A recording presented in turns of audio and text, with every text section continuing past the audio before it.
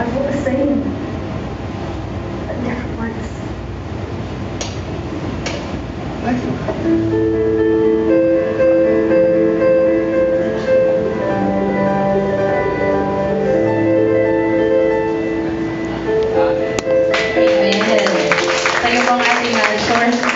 Presentation. Ang ating pong message ngayon ay pinamagatang More Than Words. Ayan. Natutuwa po ako at nagagalak sapagkat last Sunday sa Women's Bible Study ay meron pong natakil din po ito yung sa pananalita. And last Friday din po sa aming Bible Study. So, more than words. Ano ba ang ibig sabihin nito? Okay, next slide po. Ayan, may isa pong salita dyan, halt. O ibig sabihin ay stop. Napakaikling salita na binubuo ng 4 na letra, ngunit ang maliit na salitang ito ang naghudyat ng digmaang Pilipino-Amerikano noong ika-4 ng Pebrero, 1879. Amen. Kung nag-aaral tayo ng history, di po ba, naghudyat ang Filipino-American War ng si American Private William Grayson, isang Amerikano, ay nagbabantay sa isang tulay. May paparating po ng mga Pilipinong sundalo at sinabi niya, halt! Ngayon po, yung mga Pilipinong sundalo, hindi nila naiintindihan kasi first time nilang makarinig ng salitang Ingles, di ba? Kasi tayo noon ay sakop ng mga Kastila. So yung mga Pilipinong sundalo, dahil hindi nila naiintindihan, tuloy-tuloy sila sa pag-cross ng bridge. Ang ginawa ni Grayson, pinaputokan niya at may natamaan. Dahil po doon, ang dating sa mga Amerikano, nilalabanan sila ng mga Pilipino. Ang dating naman sa mga Pilipino, nilalabanan sila ng mga Amerikano. So tumagal po ng 2 taon, ang digmaang iyon, at alam naman natin na kapag may digmaan, maraming namamatay. Ayan. Next naman po, noong January 28, 1914, napakatagal. Ito po ay simula ng unang digmaang pandaigdig o World War I. Paano ito nagsimula? Dahil din po sa isang hindi pinag-isipang salita. Dahil po, nag-declare ng war ang Austria-Hungary sa Serbia, sa mga European countries po ito. Dahil inassassinate yung kanilang Archduke na si Francis Ferdinand at ang kanyang asawa na si Sophie.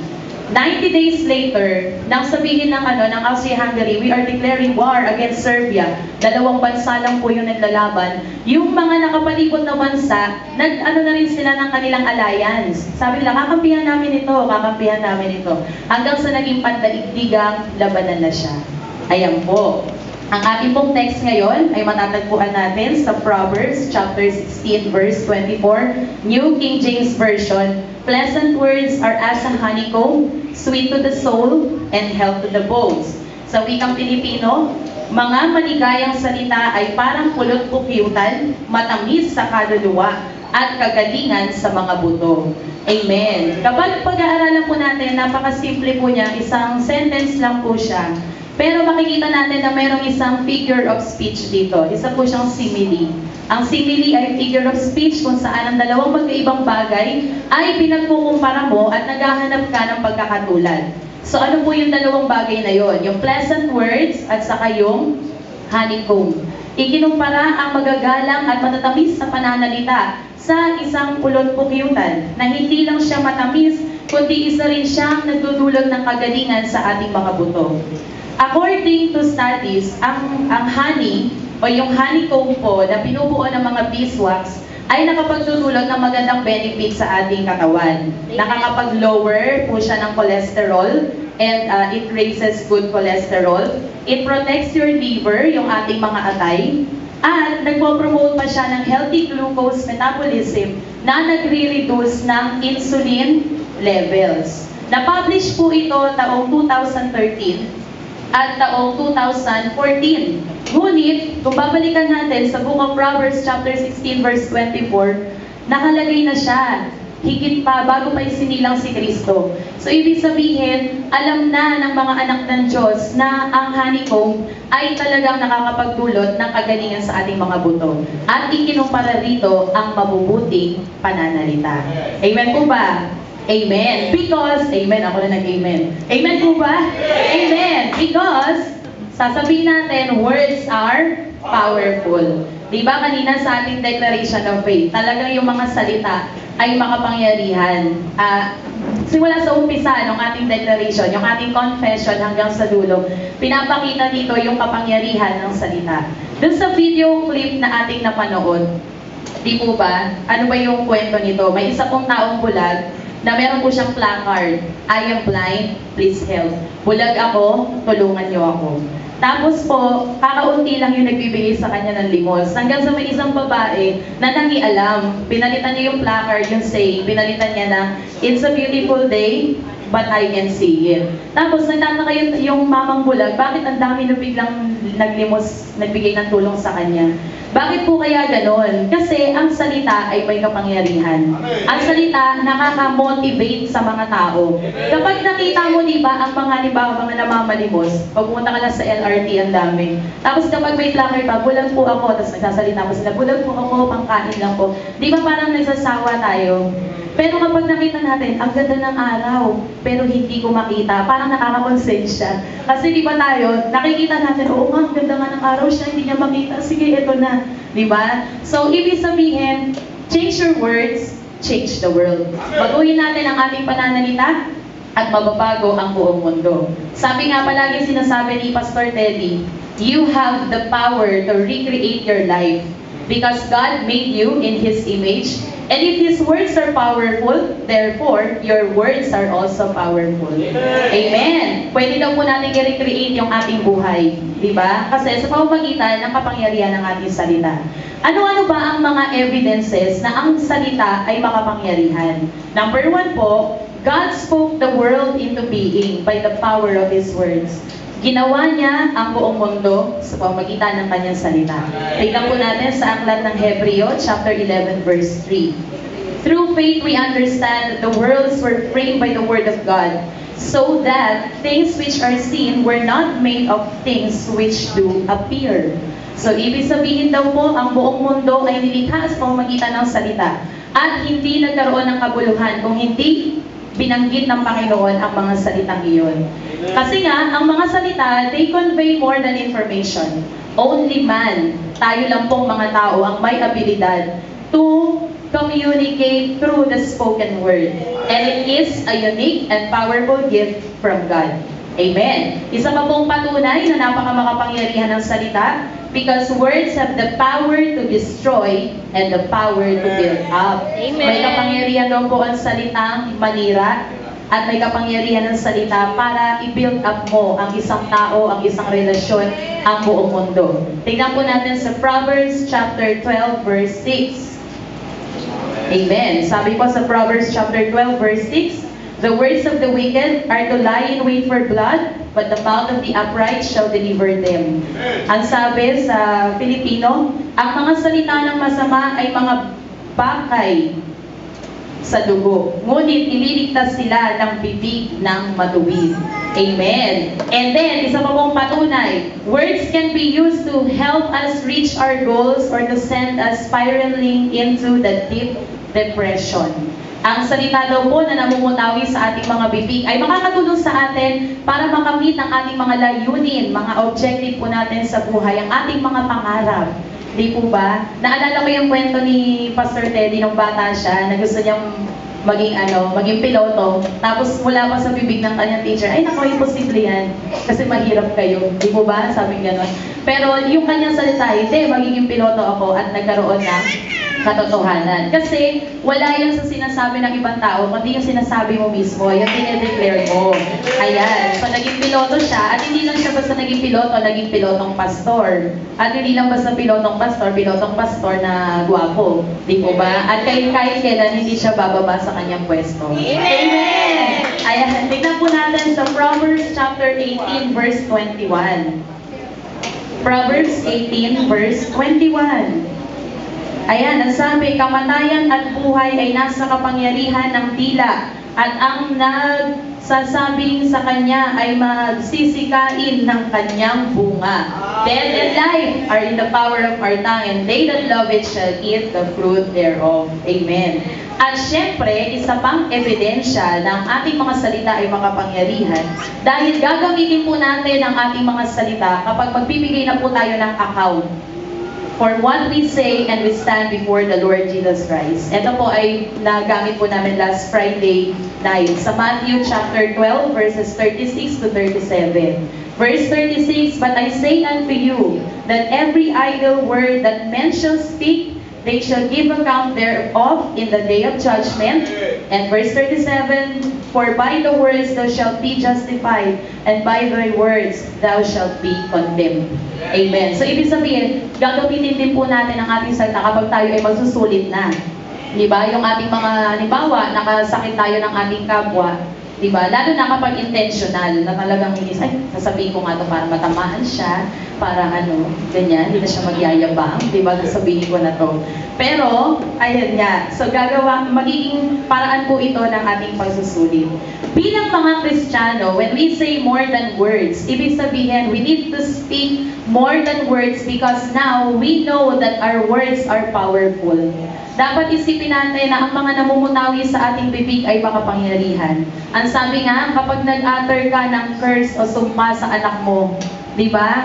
Kapag ang ina, sinumpa ang anak, mangyayari kasi, salita ito. Tapos mamaya babawiin mo, ay, pasensya na, ganyan, sinumpa kita. So, ganun din, kapag nakasakit tayo, ibig sabihin, at kapag nakapagsabi tayo ng mga negatibong salita, may mga taong napaka-sensitive, di po ba? Pero sabi nga, ang mga Kristiyano daw hindi na dapat sensitive kasi, pero syempre, be careful, lalo na sa ating mga nakakasalamuha sa paligid. Ayan. Now, let us look into some ways on how to make sure that the words coming out of our mouth glorifies God and not to build destruction and confusion to others. Ano-ano daw po ang kailangan natin gawin para masiguro natin na ang mga salitang lumalabas sa ating mga bibig ay imbis na mag-destroy, ay makapag-build up ng ibang tao. Amen. Una, number 1, guard your tongue. Ibig sabihin, bantayan mo ang iyong dila. Diba? Sabi nga, noong noong AD 672, so matagal na to, di ba? Noong year 672, may isa pong imperyo na namayani sa mundo, yung Byzantine Empire. At meron po silang natuklasan na isang mabisang pamamaraan sa pakikipagdigma. Tinawag nila po itong Greek Fire. Yung Greek Fire na ito ay napaka-makapangyarihan kasi ginamit nila ito sa pakikipagdigma sa mga kalapit nilang mga bansa para manakop ng teritoryo at kahit daw sa tubig, ang fire ay talagang nagniningas. Kaya lang, nang manalo ang Imperyong Byzantine ng mga ibang mas malalakas na bansa, naglaho na rin yung formula nila sa paggawa ng Greek Fire na to. Hanggang sa kasalukuyan, tinutuklas ng mga scientists, kasi totoo po ito, hindi lang haka-haka, kasi based on account na talagang kahit sa tubig, talagang nagliliyab. So ngayon, ang sabi nila, napaka-mysterious daw, kasi nang mawala na yung imperyo, nawala na rin yung formula. They continue to try to replicate the ancient formula, but without a success. Hindi daw po naging successful. Sa ating mga believers of Christ, ang source ng destruction at catastrophe, calamity, mga problema ay hindi po isang misteryo. Ito po ay walang iba kundi ang ating dila. Diba? So kung yung Greek Fire mystery, sa ating mga Kristiyano, isa lang naman ang source ng mga destruction. Walang iba kundi ang ating dila. Tignan po natin sa James chapter 3 verse 6. Amen. James chapter 3 verse 6, "And the tongue is a fire, a world of iniquity. So is the tongue among our members, that it defileth the whole body, and setteth on fire the course of nature, and it is set on fire of hell." Ang ating dila daw ay isang apoy.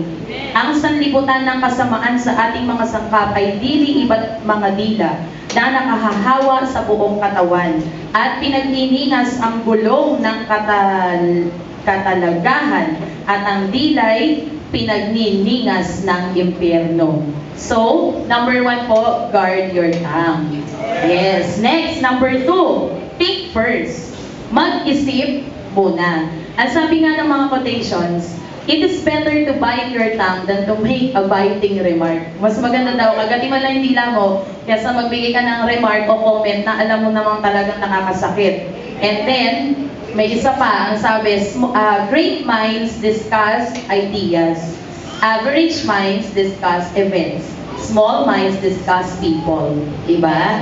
So, ano po natin yung sarili natin. Minsan, ano pala, small lang pala yung mind ko kasi ang pinag-uusapan namin puro buhay ng ibang tao. Diba? Pero kapag nagsama-sama kayo magkakaibigan at ang pinag-uusapan nyo naman ay mga pangyayari, so average daw po yung mind nyo. Pero pag ang pinag-uusapan yung mga ideya, diba? Mga ideas, mga konsepto, ang inyong utak daw po ay great. Diba? So, nasan po tayo? Nasa small mind? Puro mga tao ang pinag-uusapan? O tayo ba ay average mind? Ang pinag-uusapan natin ay mga pangyayari. O kaya tayo ay may great mind na ang pinag-uusapan natin ay mga ideas. Sa ating po mga Kristiyano, yung mga ideas, ito yung Bible, di po ba? Yung mga konsepto, yung palaging may revelation na nanggagaling sa Panginoon. And sabi nga, think before you act. Think twice before you speak. Bago ka daw gumalaw, mag-isip ka. Pero bago ka magsalita, mag-isip ka 2 beses. Ayan. Tulad po nito. Ayan. Siya po si Lee Atwater. Si Lee Atwater po ay isang musician na naging campaign manager later on sa kanyang buhay. Noong 1980 po, sa kanyang pagkakampanya sa isang sinusuportahan niyang kandidato, nakapagbitaw po siya ng masasakit na salita sa kalaban ng kanyang sinusuportahan, ng kanyang kinakampanya. At sa sobrang sakit ng mga binitawan niyang salita, yung tao pong ito na congressional candidate sa US, ay nagkaroon siya ng depression. At alam po natin, sino na po na-depress dito? Siguro nalungkot pa lang, di ba? Kasi yung depression niya parang feeling nila, wala nang sa yung buhay nila. Dahil dun sa humiliation na kanyang naranasan. Ibig sabihin, hindi lang basta negative comments, kundi siguro tinira yung kanyang personal, hinuka yung kanyang nakaraan. At dahil po doon, yung victim o yung congressional candidate, nag-undergo po siya ng electric shock therapy para lang po manumbalik yung kanyang dating sigla. So, si Atwater naman, imbis na mag-apologize, ano pa rin siya, mayabang pa rin siya. Pero, 10 years later, so 10 years, 1980, 1990, nagkaroon po si Lee Atwater ng isang incurable brain tumor. Hindi na po magamot. And he was in bed. Nasa higaan po siya. Kung saan ang daming mga machine, ang daming mga tubong nakakonek sa kanyang katawan. At bago po siya mamatay, ito naman po yung magandang nangyari. Nakapagsulat po siya ng letter of apology doon sa kanyang siniraan na isang congressional candidate na naging depressed dahil sa kanyang mga harsh words. At bago siya namatay, nakapag-apologize siya. Pero it took him 10 years, di ba? Bago mag-sorry. Minsan tayo, ayaw natin tayo yung nagpapakumbaba. Kahit sabihin natin tayo yung nag-inflict ng mga hurting words. Bakit ako magpapakumbaba? Mas mataas ang position ko sa kanya sa kumpanya. Di ba? Bakit ako magpapakumbaba? Mas matanda ako sa kanya. Bakit ako magpapakumbaba? Ako ang breadwinner ng pamilya. Di po ba? At bakit ako magpapakumbaba? Associate pastor ako. Di ba? So, dapat meron tayong humbleness. At mag-isip muna tayo. Parang si Lee Atwater, hindi niya inisip yung pala ang magiging epekto doon sa kanyang kalaban. Amen. Tignan po natin sa Proverbs chapter 10, verse 19. Ayan, ang sabi po dyan, in the multitude of words there wanteth not sin, but he that refraineth his lips is wise. Ang marunong daw pong magpigil sa kanyang labi, sa pagsasabi ng masasamang salita, ay isang matalinong nilalang. Amen. Number 3. Use wholesome words. Gumamit daw po tayo ng magagalang na pananalita. Meron pong isang Emmy Award-winning actress na nanonood ng isang annual American Music Awards. Tapos po, hindi niya matagalan yung mga, di ba po, kapag may mga music awards, kapag nanonood tayo, minsan ginagawa nilang joke yung kulay. Di ba, parang may racial discrimination, tapos nagjo-joke sila, malalaswang salita. Minsan nga, yung malalaswang salita, yung pa yung tinatawanan natin kapag nanonood tayo ng mga shows. So, ganun po, hindi daw po niya matagalan, yung kanya naririnig na parang, grabe na, below the belt na yung mga sinasabi. Nag-walk out po siya dun sa music award na yan. Ngayon po, sa ating mga Kristiyano, lalo na nung time po ni Pablo sa New Testament, isa rin pong problema sa kanilang lugar, yung mga Kristiyanong unwholesome ang kanilang mga speech. Yung mga Kristiyano po sa Efeso particularly. Kaya palagi pong nire-remind ni Pablo sa kanila na dapat bilang mga Kristiyano, maging magagalang tayo sa ating pananalita. Tignan po natin sa Ephesians chapter 4 verse 29. Ephesians 4:29. Ano bang salitang mahalay ay huwag lumabas sa inyong bibig, kundi ang mabuting ikatitibay ayon sa pangangailangan upang makinabang ng biyaya ang mga nagsisipag-ginig.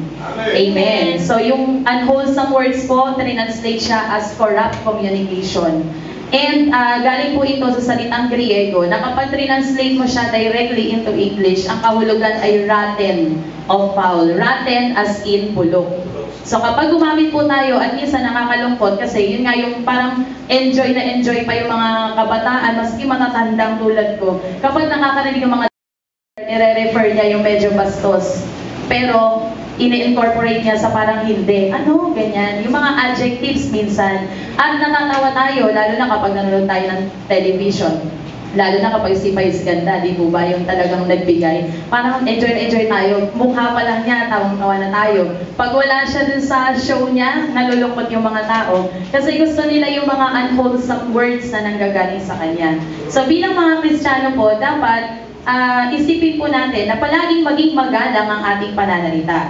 Amen. Our mouths should be filled with thanksgiving and words that benefit others. Tignan po natin sa Colossians chapter 4 verse 6. Amen. Colossians 4:6. Ang inyong pananalita naway laging may biyaya na magkalasang asin upang inyong maalaman kung ano ang nararapat ninyong isagot sa bawat isa.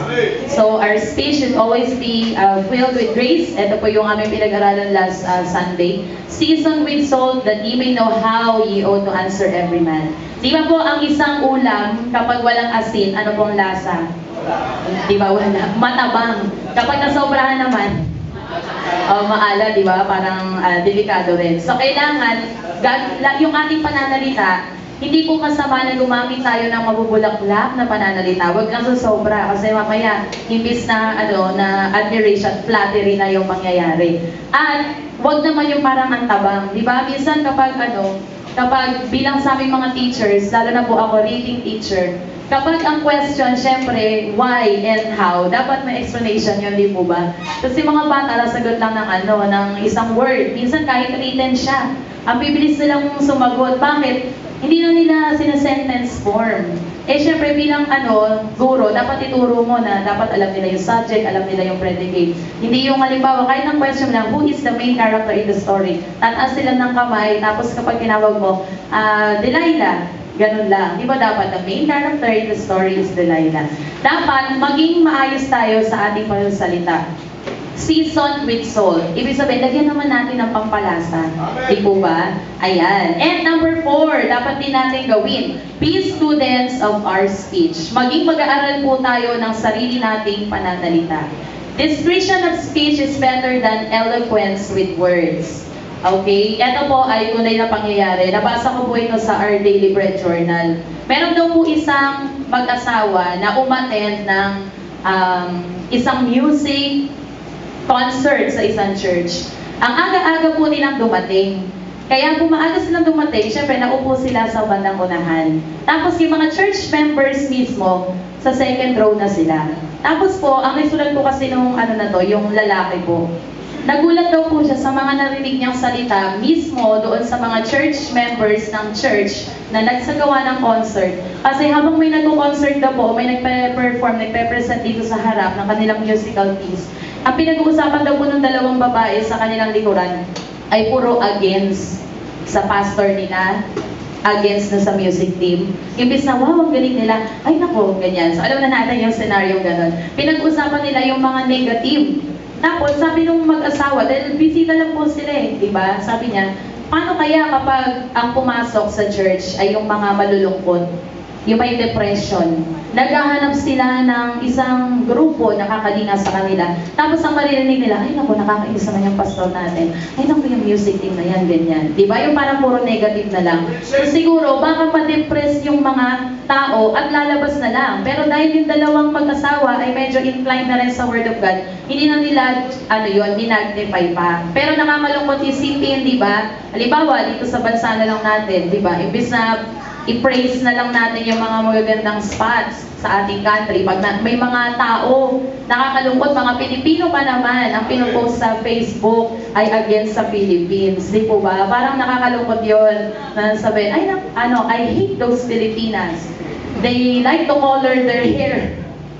Mr. Joanna, they like to color their hair, blonde. Ganyan, sabi niya ganun. Sabi ko, grabe naman to. Eh kahit saan ka pumuntang di ba sabi nga ni Pastor, ang kulay ng buhok mo ay hindi magde-define kung sino ka.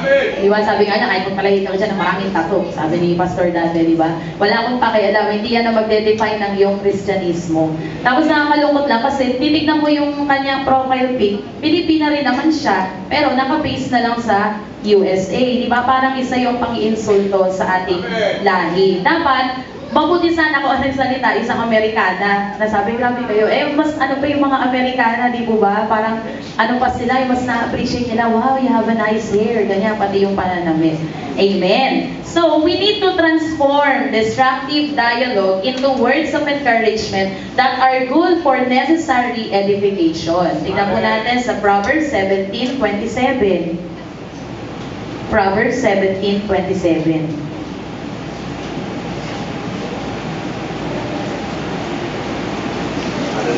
Amen. Ang sabi po dito, siyang nagtitipid ng kanyang mga salita ay may kaalaman at siyang may diwang malamig ay taong nag-uunawa. Ayan. Siyempre, pagkatapos po nun, number 5, we need to learn how to listen. Ayan. Matuto po tayong makinig. Ayan. Lalo na, palagi namin pinag-uusapan ito kapag may devotion, di po ba? Yung palagi namin pinagsasabihan, syempre yung mga part ng music team, kasi sila yung younger generation. At minsan po, nakakalimutan po nating makinig kapag exhortation na po ng tithes and offering.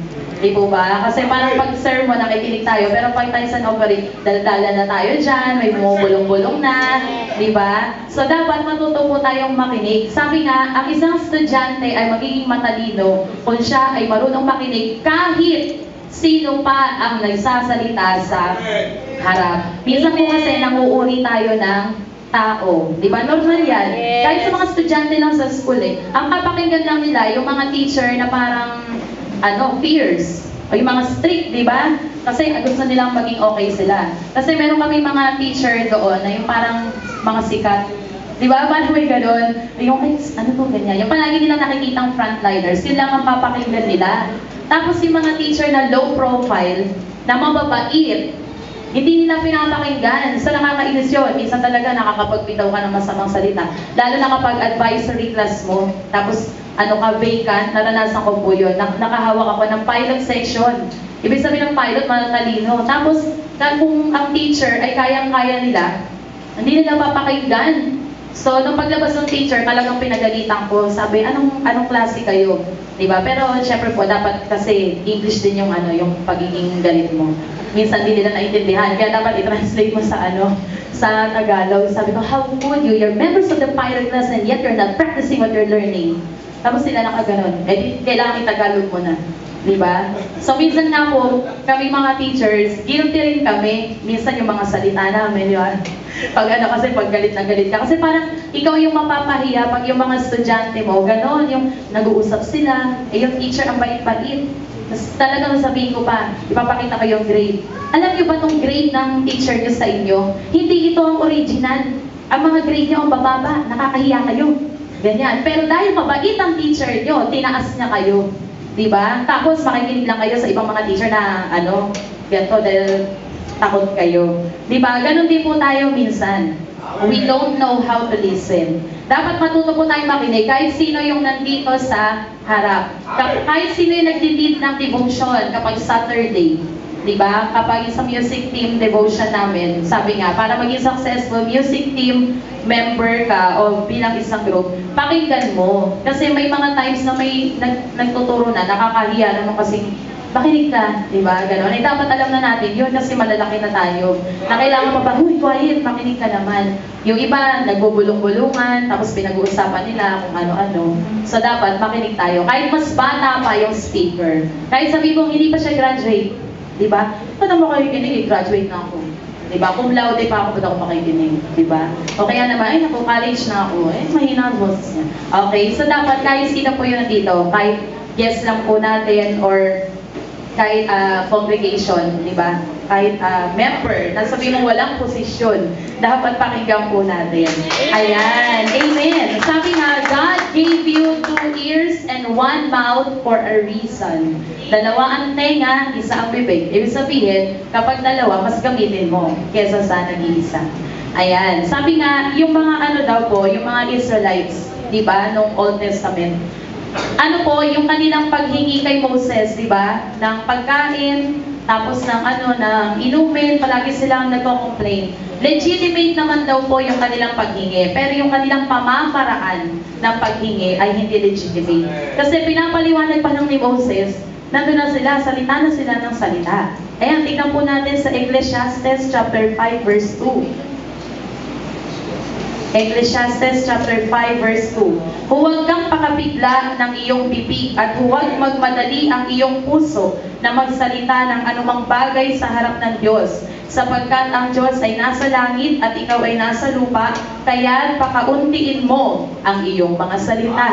Ibig sabihin, let your words be few. Kasi nga, bago pa natin banggitin, alam na ng Panginoon. So, ganun din po sa mga kapwa po natin. Bago tayo magreklamo, sabi nga, makinig muna tayo. Tapos kapag may suggestion tayo, saka natin i-suggest. Hindi yung salita pa lang yung isa. Kahit po sa mga organization, di ba, dapat hintayin nating matapos. Kahit nga sa debate, di ba, yung mga debate, bago magsalita yung isang candidate, dapat bigyan mo muna siya ng kanyang place o yung kanyang tawag ng privilege speech. Tapos saka ka maglahad ng iyong sayo. Okay? And then ito po number 6. Minsan po dapat natin gawin ito. Practice silence. Maging tahimik. Let your speech be better than silence. Otherwise, be silent. Kapag nasabihin mo daw ay higit sa pagiging tahimik, edi magsalita ka. Pero kapag sasabihin mo naman ay walang kwenta, tumahimik ka na lang.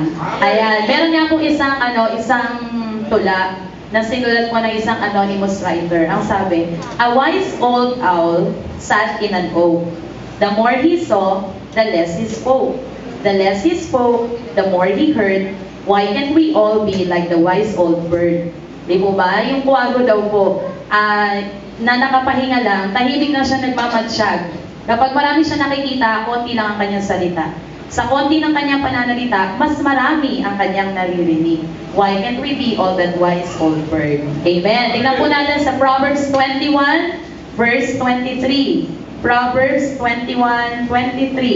Whoever keepeth his mouth and his tongue, keepeth his soul from troubles. Ayan. Sabi nga, minsan diba, pag may nasabi tayong comment, tapos parang biglang lumaki na siyang issue, parang isip ko, sana pala hindi na lang ako nag-comment.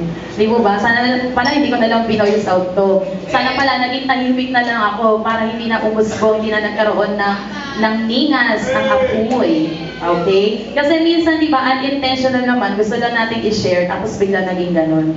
So, syempre, tinuturuan din po tayo sa ating mga karanasan. Sabi nga, learn from your mistakes.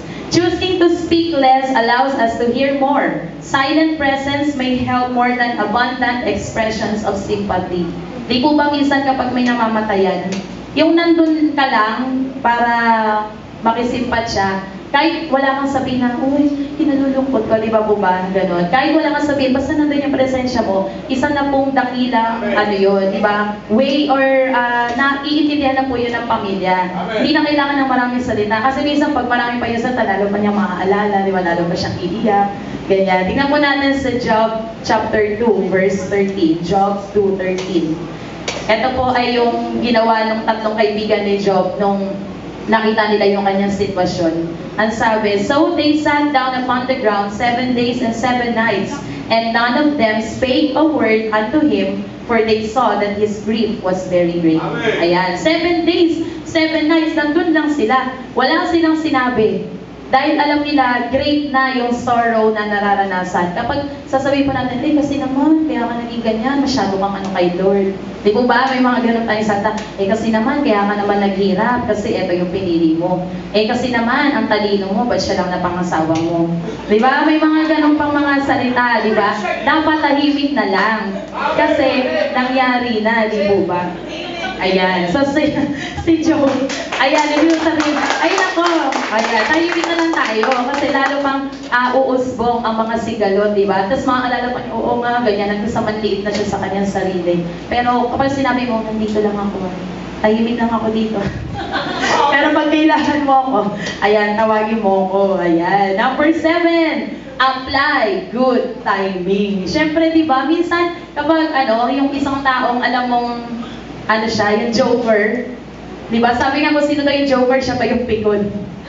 Kaya minsan, pag nag-joke tayo, ay, wrong timing pala ako.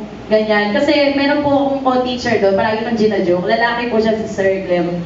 Di palagi kami naglolokohan. One time, masama po pala yung mood niya. Tapos, ang palagi ng expression, your nose. Parang gano'n. Di pinabalik ko lang naman yung yun, Sir Clem. Ayan, binabalik ko lang po yung yung joke sa kanya. One time, masama po pala yung mood niya. Tapos may pinakiusap siya, ano yung natin? Kasi sa music team din po kami sa school, ano yung kakantahin natin? Kantahin mo your nose, sabi kong gano'n. Tapos sabi niya, ewan ko sa'yo. Tapos hindi na po niya ako pinansin ng 2 buwan. Diba? Dati yun. Tapos, hanggang sa, grabe naman, sabi ko doon siya nga, pag nag-joke, ganyan. Diba? Parang, ang bilis pala niyang mapikon. Sa 2 buwan kami hindi nagpansinan, hanggang sa naging okay din naman, ninong din po siya ni Bem, ganyan. So, sabi ko, hindi na nga ako ng mga salitang Kasi bad timing, di po ba? Kaya apply good timing. Siguro kapag sinabi ko yon sa mga panahon na okay siya, di syempre, tatanggapin niya yun. Ayan, tignan po natin ang picture. Yan po ay si President Harry Truman. Palaging USA daw yung example ko. Diba? Kasi wala akong masabi sa mga presidente Pilipino. Ayan, so si President Harry Truman po, ay meron po siyang rule. Kasi sila parang full of concept, full of ideas. Meron po siyang isang rule. Lahat daw po ng sulat na kanyang susulatin, ipapadala out of anger. Kailangan daw po manatili sa kanyang desk for 24 hours. After 1 day yun, di ba? 24 hours equals 1 day. After 1 day or 24 hours, kapag ganun pa rin yung kanyang feeling, ipapadala niya.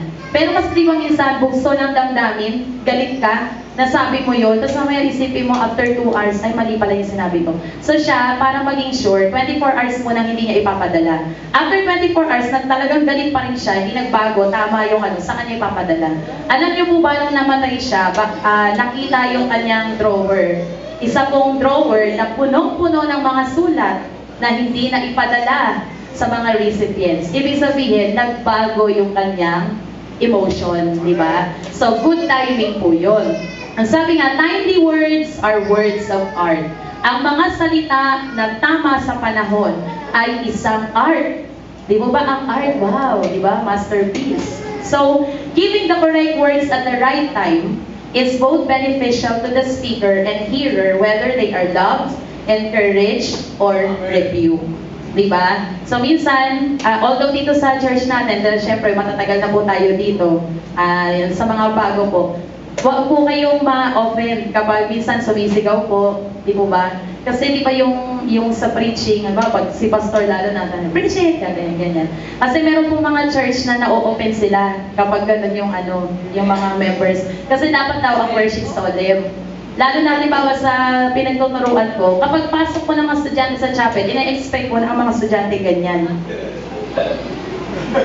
Nakaganon. Maingay po, di ba, mga bata ngayon. So kapag nag-ingay, magagalit na yung principal namin. What place are you in? Sabi, chapel. Ganun sila. Don't you know that the chapel is a place to worship? Ganito rin po yung kanyang pananalita. Diba? So we have to be quiet. Tapos sabi ko naman, except in praise and worship, we have to be, sabi ko naman gano'n sa mga bata. Yes, teacher, but they are looking at us. Kasi po yung sa yung mga estudyante ko po, iba po silang magpuri. Yung talaga nagsiswili po sila. Kasi sabi ko dapat sumayaw kayo. Yung iba kasing bata, kahit kumakanta ng praise and worship, nakagana lang po sila. Tapos kapag nagsalita, gagana. So, di ba parang so nakaka-open pala sa iba yung ganun. Pero, syempre, tayo, good timing. Hindi naman yung palagi tayong madaldal, di po ba, na maingay, preach tayo ng preach at wala bang ang pinipreach. Di ba? O kaya, kung ano naman sinasabi natin. Ayan. So, dapat good timing pa rin. Ayan, tingnan po natin sa Proverbs chapter, may masabi lang, preach it na, di ba? Proverbs chapter 25, verse 11. Ang sabi dyan, a word fitly spoken is like apples of gold in pictures of silver. Yan. Ang mga salita daw po na pinipikas natin sa tamang timing, di po ba, ay parang apples of gold. So kapag nakita po natin yung gold, silver and gold, okay, di ba po, ibig sabihin, grabe yung kanyang extravagance. Ayan, number 8. Feel your words. Damhin mo ang iyong mga salita. May nakausap na po ba kayong tao na kapag kausap yung parang feeling na napaka-sincere?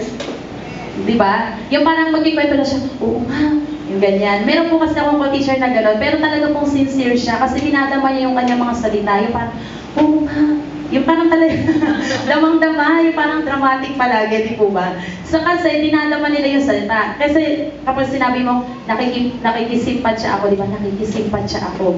Eh paano kapag ang kanya mukha, nakikisimpat siya ako? Di ba parang ang layo? Ibig sabihin, sinasabi mo lang nang wala sa damdamin mo. At madali naman po nating ma-discern, di ba? Kung sino yung totoo, kung sino yung hindi sa kanyang mga salita. Damhin daw natin ang ating salita.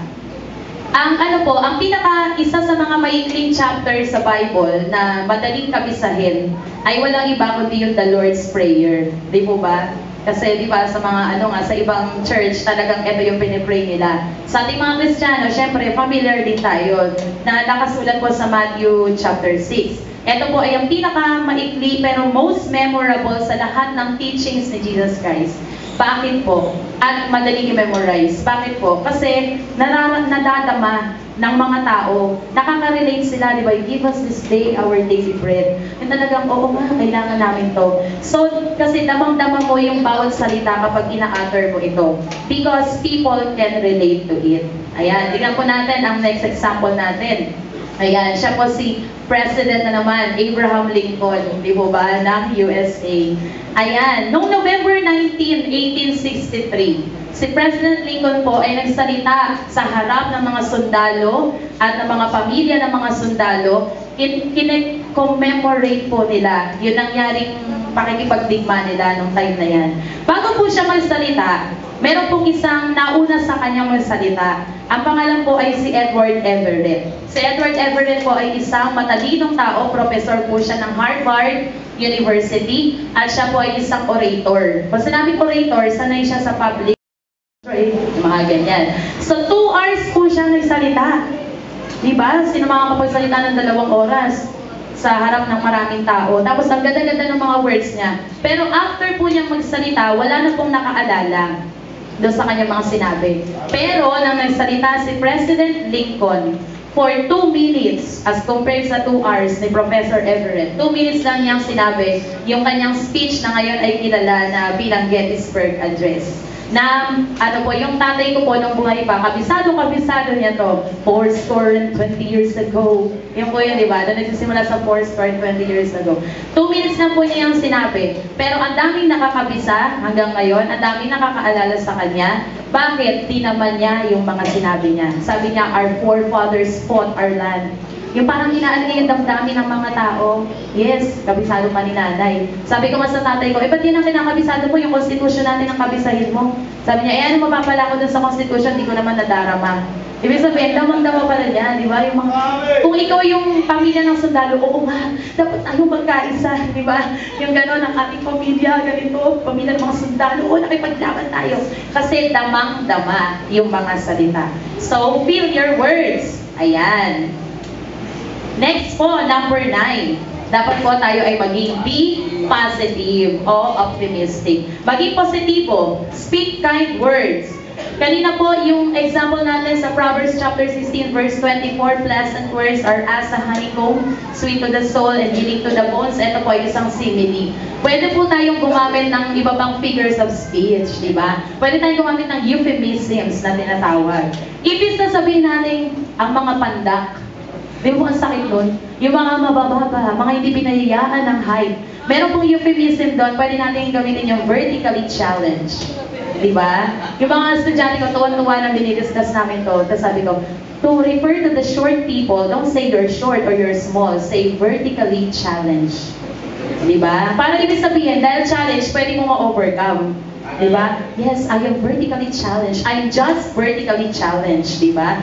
Ibig sabihin natin, mate. Di ba sa Pilipino nga, bawal nang gamitin yung katulong? Magagalit na sa'yo yung mga human rights na yan. Di ba? Na, sasabihin mo, dapat kasambahay. Okay. Sa English naman po, ang euphemism ng domestic engineer. O, di ba? Kakaiba. Domestic engineer. And then, dito naman po, Philippine setting din. Meron po tayong parang sinasabi, wag na daw po natin gagamitin yung squatters. Di ba? Kayong mga squatters, ganyan. Di ba parang ang sakit nun? Ibig sabihin, wala kang sariling bahay. Wala ka nang bahay, aanuhin ka pa. So, ibig sa squatters, informal settlers. Di ba? So, informal settlers. Yung mga may kapansanan naman po, wag daw po natin tawagin disabled. Gawin daw po natin differently abled. Di ba? Kasi pag disabled, halimbawa, Pilay, sabi mo, disabled ka. Di sabi ba, wala na siyang pwedeng gawin? Di ba, may mga Pilay nga na nanalo man ng marathon. Okay? Tapos meron pang yung pilotong Pilipina, di ba? Na walang kamay, pero naging pilot. So, ibig sabihin, hindi sila disabled. Sila ay differently able. Meron silang ibang kayang gawin. So, be positive. Kapag sabi nga, nakikita mo ang problema, don't talk about the problem. Talk about the solution, sabi ni Pastor. At sabi nga niya, kapag nagpe-pray tayo, di ba, we have to be persistent. Sabi ng Friday sa aming Bible study kay Pastor Nick, kahit hindi mo pa nakikita yung sagot, dapat you have to declare na nandyan na yung sagot. Kasi ito po ay pagiging positibo. Ang sabi ng mga hindi Kristiyano, ay naku, kayo namang mga Kristiyano, ano kayo yung parang puro kayo fantasy. Diba? Fantasy daw po tayo kasi nakikita na nga natin may problema, di pa natin sinasabi yung problema. Kundi, ay hindi, gagaling tayo. Sabi na, fantasy ka naman Ba't sabi mo magaling, stage 4 na nga yung cancer. Diba? Kasi pag may mga sakit, pinagpe-pray, di ba po tayo, hindi natin pagpe-pray yung kagalingan. Dapat i-claim na natin kasi finished work of grace yan. Kapag may sakit, in Jesus' name, kasi po, minsan nag-pray ako. Ako po yung pinag-lead ng prayer. Meron po kasi kaming parent na may cancer. So, malala na po siya. So, yung prayer ko po, yung tulad po ng prayer natin na I declare in Jesus' name na siya po ay maging cancer-free. Tapos pagkatapos, ito na pinag-pray na gano'n. May stage 4 na nga, imposible nang bumalik. May mga gano'n, di ba? Kasi dapat positive tayo. Dapat i-declare natin ang healing. Tapos sabi nila, kayo naman, puro kayo parang mga Kristiyano daw po, lalo na mga born again, parang naka-drugs. Yung parang high palagi, di po ba? Yung parang, nakikita ang naghihirap, di ba? Pero tayo, mayak ako. When the Lord says, I am rich, gano'n. Sabi, ay naku, ano ka ba, drug addict? Gano'n pa siya. Yung mga nakakausap ko, di pa, pinag-uusapan po namin yung, naku, sweldo na naman, dami na naman natin babayaran, nakagano'n na sila agad. Tapos sabi ko, mayaman tayo! Ganito ako, in Jesus' name. Sabi, ano ka, addict ka ba? Sabi ko, ay, ganito kami. Dapat talaga magde-declare tayo. Kahit sabi mo, lubog na lubog ka na, huwag mong i-declare na lubog ka na, di ba? Kasi be positive. Ayan. So, hindi po tayo namumuhay sa pantasya, hindi rin po tayo mga drug addict, kundi tayo po ay namumuhay sa mundo ng positibo. Ayan. Because nothing is impossible with God. Kapag may sakit, declare lang ng declare na healing. Amen. Kapag hindi gumaling at tuluyang namatay, syempre magpasalamat tayo pa rin kay Lord. Sabi nga, di ba? Dahil ang taong iyon, bago siya binawian ng buhay, talagang na kay Lord na siya. Ayan, meron po akong example. May isa po kaming churchmate dati ni Ate Rosel, di ba? Alam po ni na Pastor, si Gemma Bell. Ayan. Isa po siyang halimbawa ng isang taong nayak na ako. Ayan. Siya po yung isa sa mga taong yung kapag magbabanggit ako ng mga example ng Kristiyano, siya po talaga. Kasi po, kami, kapag music team din kami, isa po siyang tahimik na tao. Tapos kapag nagpo-practice kami, kapag nag-uusap kami ng, ay naku, nakakainis naman si ganito. Di ba po, pag mga grupo-grupo, nakakainis naman si ganito. Siya po, tahimik lang siya. Tapos, gaganon siya. Hindi siya yung dadagdag ng nakakainis. Di po ba ganun tayo? Minsan pag nag-uusap tayo, nakakainis siya ganito. Ay naku, sinabi mo pa, nakakainis talaga. Siya po, gano'n lang siya. Tapos po, kinuha na po siya ni Lord ng maagang panahon. Sabi ko, Lord, bakit mo siya kinuha? Kasi di ba ang mga anak ng Diyos ay mababuhay, dinideclare natin. Tapos po, later on, naalaman po namin na tawag dito, yung parang all things work together for good. Kasi po, nakatakda na po siya magpakasal. Meron po siyang boyfriend na long distance relationship na inano lang po, yung inano lang sa kanya ng tatay niya, ni-refer, nasa Saudi po kasi yung tatay niya nun. Tapos may kasamaan na ni-refer sa kanya na magpapakasal na. Namatay siya siguro, halimbawa August siya namatay, December ikakasal na sila dapat. So, syempre, nakakalungkot naman, ganyan. Hindi pa siya nakapag-asawa, hindi pa siya nagkaroon ng anak. Di ba po, human standard. Tapos, tignan mo yung boyfriend niya, parang iyak na iyak. Tapos po, nalaman ko po dun sa isang kaibigan namin na, ay naku, buti na lang kinuha ni Lord si Gemma. Sabi ko, bakit? Sabi niya gano'n. Kasi, tignan mo yung boyfriend niya. Kamamatay lang niya ng August, October, may asawa na.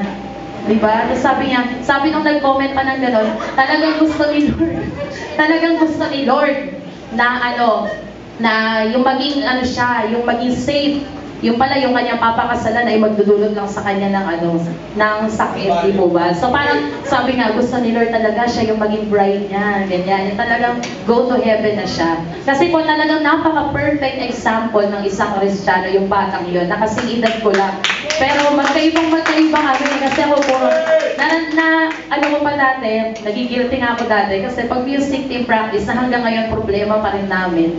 Kapag alas 3, nag-uumpisa kami, mga 4 na. So dati po, ganun din kami. Maliit lang yung music team namin. So, di ako taga-Binangonan pa, di po ba, taga-Bilibiran. So, alas 2, nandito na ako, 2 o'clock. Tapos, wala pa. Siya lang po kasi yung manunugtog namin. Gitara lang po kasi kami noon, maliit lang kami noon. Tapos, tagal naman, ganyan. Tapos yung worship leader, wala pa, taga-rito lang naman. Okay? So, hindi ko kayo yon yung mga dating PCM. Tapos, sabi ko kay Ate Rosette, walis na ako, dami ko pang gagawin na project eh. And high school lang po kasi ako nun. Tapos, parang nag-walk out ako, in other words. Okay? So, umuwi ako. Tapos, mamaya, nandun na si Gemma sa bahay namin. Honey, sorry. Ganyan. Talagang siya, yung parang guilty ba siya? Sabi ko, hindi ikaw yun. Gano'n naman. Kasi dami ko nga project eh. Alas 4 na, di pa tayo nag-uumpisa eh. Di ba? Tapos parang siya pa yung nagpakumbaba. Kung tutuusin, namasahe pa siya para lang puntahan ako sa Bilibiran, na nung lugar po ng panahon na yun ay mga nangahabol ng itak. Di po ba? So parang ni-risk niya yung kanyang safety. Ayun, so isa po siyang perfect example. And thank God, alam po namin na siya ay nasa heaven na ngayon. Di ba? Ayan. Naiyak tuloy ako. Ayan, number 10, last po, na pwede natin gawin. Of course, be like Christ. Sabi nga, di ba, sabi ni Paul, I am an imitator of Christ. Let us imitate Christ. Pag sinabi mong imitate, di ba, gayahin mo, mula ulo hanggang paa. Minsan, ito po kasi yung team ng school namin ngayong school year. Imitators of Christ Jesus. Tapos sabi ko, bakit imitator? Parang ang pangit pakinggan. Di ba yung pag-imitate, parang gagayahin mo, parang wala kang originality. Pero sa po ng mga pastor, sabi nila, ito daw po talaga yung dapat natin gawin. Sabi nga sa 1 Corinthians 11 verse 1, be imitators of me as I am of Christ. Sabi ni Paul sa mga Kristiyano. So dapat gayahin natin si Kristo. Christ is our ultimate example. We need to emulate and imitate Him in every day of our lives. And ang isa po sa dapat natin i-imitate sa Kanya, yung pagiging yung pagiging maingat po niya sa kanyang pananalita. Tignan po natin sa Isaiah 53 verse 7. Isaiah 53 verse 7. Siya'y napighati, gayon man nang siya'y dinalamhati, ay hindi nagbuka ng kanyang bibig. Gaya ng kordero na dinadala sa patayan at gaya ng tupang nasa harap ng mga manggugupit. sa kanya ay pipi, ngayon may hindi niya pinuka ang kanyang bibig. Di po ba? So mas si Christ, careful siya sa kanyang pagsasalita. Papatayin na siya, tahimik pa rin siya. Kung tayo kaya yun, di ba? Hindi pa nga tayo sinasakan, ay, gano'n na tayo. O kaya ipagpipilitan natin, no, I'm not a sinner. I'm not the one who did that. Di ba? Gano'n na tayo. Hindi ako. Ipaglalaban agad natin yung sarili natin. Pero siya, tignan po natin si Jesus Christ. Hindi niya inopen yung kanyang bibig. Sabi nga niya, the shearers is dumb. Kasi alam niya na yung mga nakapaligid sa kanya ay walang alam. Kaya kapag nagsalita siya, baliwala. So, nanahimik po siya. Ayan. So, ano nga ba yung more than words? Diba? We need to speak more than words. We have to know that the power of our words, yung kapangyarihan ng ating salita, ay gamitin ng Panginoon para mag-manifest ang kapangyarihan niya sa buhay natin. Sabi nga, diba, ang Panginoon mismo at ang kanyang salita ay iisa. So, ibig sabihin, kung makapangyarihan ng Diyos, ang kanyang salita ay makapangyarihan, tayo ay nilalang ng Diyos sa kanyang wangis, nilalang tayo, di ba special nga, ginamit niya yung kanyang kamay. So, tapos nag-ano siya ng breath of life sa atin. Ibig sabihin, pwede nga nating i-recreate ang ating buhay sa pamagitan ng ating mga salita. Amen. Be prepared to give the reason for why we love the Lord at any time to anyone. Our words should demonstrate the power of God's grace and the indwelling of the Holy Spirit in our lives. May God enable us to use our words as an instrument of His love and saving grace. Ang mga Kristiyano, sabi nga, hindi naman mahalaga yung salita, ang mahalaga yung gawa. Pero yung salita po ay nagsisilbing ebidensya kung sino tayo. Kahit sabihin natin, may takot ako sa Diyos, pero ang lumalabas sa ating bibig ay kabaligtaran. Hindi pa rin maniniwala ang mga tao. Kahit sabihin mo, naniniwala ako sa Diyos, di ba? At ako ay Kristiyano, pero nagmumura tayo. Sabi nga, maniniwala ba yung mga tao? Di ba? Kahit nakikita ka nilang nagsisimba, linggo-linggo, araw-araw. Di ba? Pero sa bahay, kapag nakipag-usap ka, ay puro masasakit na salita ang binibigkas mo.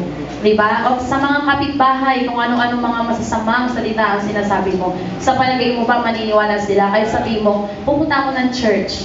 Ganyan. Pero yung paraan ng pakikipag-usap mo sa mga tao ay hindi maganda. At unwholesome pa yung mga lumalabas sa bibig mo. Kahit sabihin mo, puro kagawa, punta ka ng punta sa simbahan, pero nakikita ka sa iyong mga salita. Kaya nga, bilang mga Kristiyano, dapat mag-manifest sa ating, hindi lang sa isip, hindi lang sa ating gawa, kundi sa ating salita, na tayo talaga ay mga anak ng Diyos, tayo ay believers ni Christ, at tayo ay imitators of Jesus Christ. Ang sabi nga ng isang author, perhaps you will forget tomorrow the kind words you say today, but the recipient may cherish them over a lifetime. Makakalimutan mo yung magagandang salita ang sinasabi mo ngayon. Pero yung pinagsabihan mo, maaalala yun for a long time. Diba? Naalala ko lang po, may isa po akong estudyante, ang tagal-tagal na, sa katunayan, hindi ko na siya maalala dahil sobrang dami nila.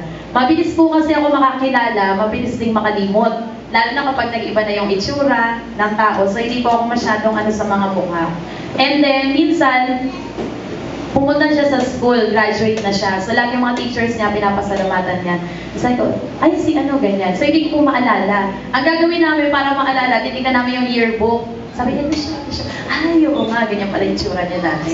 Tapos, nung nakausap po namin siya, ay, teacher, tapos kasama pa niya yung nanay niya na ano daw po siya, summa cum laude, di ba, sa ganong mga ano niya, sa course niya. Tapos, pag binalikan namin, di ba, hindi naman siya pilot section. Di ba, hindi siya matalino sa world standard nung panahon. Tapos, minsan, pasaway pa. Tapos, ganito, mas maganda yung buhay. Tapos, sabi niya sa akin, nung nakausap ko, teacher, I will never forget what you said to me one time in our, in our subject, in our class. Sabi ko, ano ba yun? Nag-report po kasi ako teacher Tapos ang sabi niyo po, you will be a very good writer. You will be a very good writer when you grow up. Sabi ko daw kung ganon. Sabi ko, naging totoo ba? Po teacher, po ako palagi po ako nagsusulat sa school namin, ganyan-ganyan. Tapos parang gusto daw po niya maging author.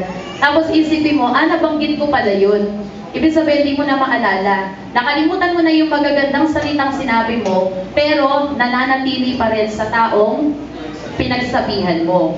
How much more kapag ang sinabi mo ay masama? Diba? Talagang maaalala niya ito. Diba? Sabi nga ni, palagi sinasabi, kapag wala na tayong forgiveness sa ating mga puso, how can you expect, diba, na i-bless ka ni Lord? Kasi, ano po, hindi naman po ako galit dun sa taong ito. Nakaranas lang po ako talaga ng, yung parang discrimination. Diba? Ay, sa isa pong, dito po sa compound, nung dito pa kami, nakatira. Diba? Pero hindi hindi naman siya direktang kamag-anak, pero naging asawa ng kamag-anak. Gets niyo po? Ayan. So kasi nung mga bata kami, di magkakaibigan kami, ganyan. Tapos si Pastor Alan po yung pastor namin noon. Tapos mag-officiate po siya ng, ng parang renewal of vows ni Ate Vivian. Kapatid po ni Pastor Alan po ni Nanay, Severina. Tapos po, yung isang ka-churchmate, sa lahat po invited, renewal of vows yun eh. Tapos po, nauna po kami dalawa nung isa ko pong churchmate na bata. Tapos, naging excited kami dahil meron pong mga lobo. Na, di ba, mga bata, siya, may lobo, tara, upo tayo sa may lobo. Ganyan, kasi pagkatapos, pwede mong iuwi. So, naupo po kami, wala pang mga katao-tao. So, kami naman, dahil bata, excited kami umupo sa bandang harap. Ayan. Tapos po, nung umupo kami doon, nakita niya kami. Siyempre, tatago ko siya sa pangalang kung sino man. So, nakita niya po kami doon sa harap. Sabi niya, ay, huwag kayo dito umupo. Doon kayo umupo sa bandang likod. Yung paraan po naman niya, person tayo parang mayabang ang dating na yung parang grabe naman to, parang tayo may germs, di ba? Huwag kayo dito umupo, dito kasi yung mga bisita. Doon kayo sa bandang likod. Sabi gano'n. Gano'n po talaga parang maarte yung sarili. Parang mga kontrabida sa mga telenovela. Ayan. So kami naman po, doon tayo. Kasi syempre kami naman may inferiority complex. Kasi alam naman namin na ang aming standard of living ay hindi tulad nila. Ayan. Tapos po, nung nandun na kami sa likod, iniisip namin ang uupo talagang mga bisita. Yung pala ang uupo, mga anak niya. Diba? So parang ang sakit naman noon, parang pinaalis tayo. Hayaan mo na kasi syempre tayo, ganito, ganyan. Parang nagkaroon ng self-pity. Tapos hindi ko po siya makalimutan talaga. Kaya pag nababanggit, ay, parang hindi ko makalimutan yung ginawa niya, di ba, na pang-aaping. So, ganun din po yun. Pero syempre, hindi naman galit yun. Yung parang naaalala lang, gano'n, lalo pag pinag-uusapan yung ganito, ganyan, okay. So, tayo po bilang mga Kristiyano, we need to set as a good example sa ating speech. Amen. Kaya sa Diyos lamang po ang papuri. Let us speak more than words. God bless us all.